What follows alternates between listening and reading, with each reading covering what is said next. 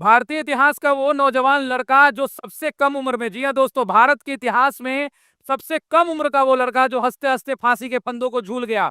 18 साल का अपने माँ का वो लाल जिसने देश के लिए अपनी कुर्बानी दे दी। आज उस लड़के के बारे में बातचीत करेंगे। नाम है खुदीराम बोस, जिसने ये तय कर लिया कि मैं उस अंग्रेज की हत्या करूंगा जिन अंग्रेजों ने हमें कलकत्ता में सताया है। जी हाँ दोस्तों, आज हम बात कर रहे हैं खुदीराम बोस की, जिसको ये उपाधि मिली है कि भारत का सबसे युवा लड़का, सबसे कम उम्र का लड़का जो हंसते हंसते फांसी के फंदों को झूल गया। खुदीराम बोस की जब हम बात करते हैं तो ये वही क्रांतिकारी खुदीराम बोस हैं जिनको फांसी दी गई थी और जिनका जन्म 1889 ईस्वी के अंदर में हुआ था।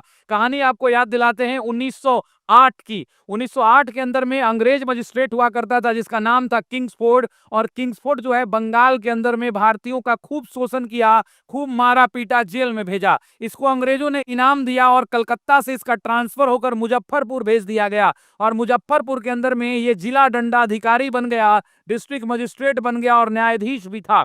जिला दंडाधिकारी जैसे ही बना तो कलकत्ता के क्रांतिकारी युवा जिसका नाम था युगांतर समिति, उस युगांतर समिति का एक युवा लड़का था, सदस्य था, जिसका नाम था खुदीराम बोस। युगांतर समिति के प्रणेता जो थे बागा जतिन और रास बिहारी बोस ने पूछा कि कौन वो माँ का लाल है जो कलकत्ता से जाकर मुजफ्फरपुर में किंग्सफोर्ड की हत्या करेगा। तब ये लड़का अपना हाथ खड़ा किया और बोला मैं हूं। और तब दो लोग गए थे, याद होगा आपको, एक खुदीराम बोस और दूसरा प्रफुल्ल चाकी। दोनों लोग कलकत्ता से मुजफ्फरपुर आए, मुजफ्फरपुर में इसकी रेकी की और रेकी करने के बाद बम निकालकर बम चलाया।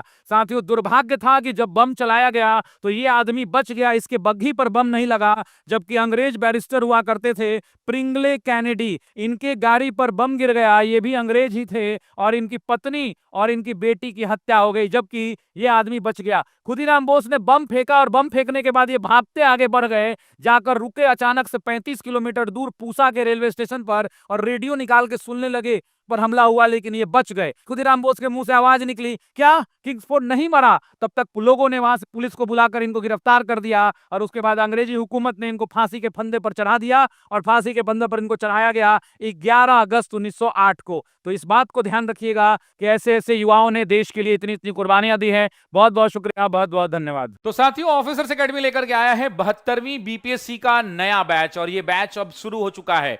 तो आज ही जुड़िए द ऑफिसर्स एकेडमी के साथ और डिप्टी कलेक्टर और डीएसपी बनने के सपनों को पूरा कीजिए। बैच में अभी 65% का डिस्काउंट चल रहा है। ये बैच उपलब्ध है सिर्फ 999 में। डाउनलोड कीजिए द ऑफिसर्स एकेडमी का ऐप और जुड़िए हमारे साथ। धन्यवाद।